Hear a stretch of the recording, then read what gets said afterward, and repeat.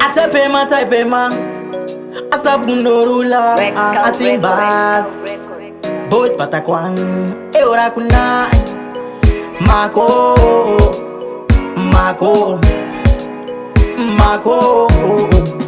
Neosinga nekudaira mako pasinengeziri mumba dzese tichitandara unondiona kunge tsagarako ona ndakanyarara zvinondichakukangano zvino kana vari sekuru inyazei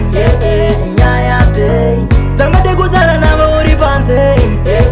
nyaya dzei afoni yako iri patimandi andakutoita sebambi svaka movement yako unofunga ndiri blind unonditsika one side zvimwe ndinoona hako audi kugutsikana nezvakakupa Mwari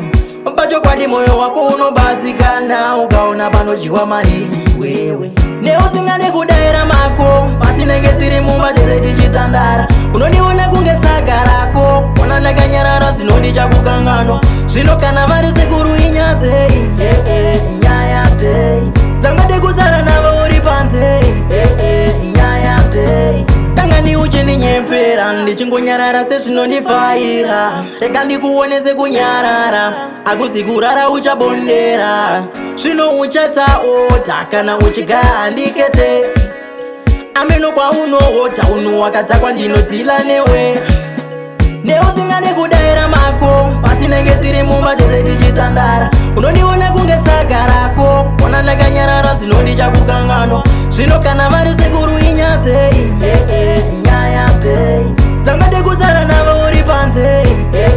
nyaya dzei afoni yako iri patimandi andakutoita sebambi svaka movement yako unofunga ndiri blind unonditsika one side zvimwe ndinoona hako audi kugutsikana nezvakakupa Mwari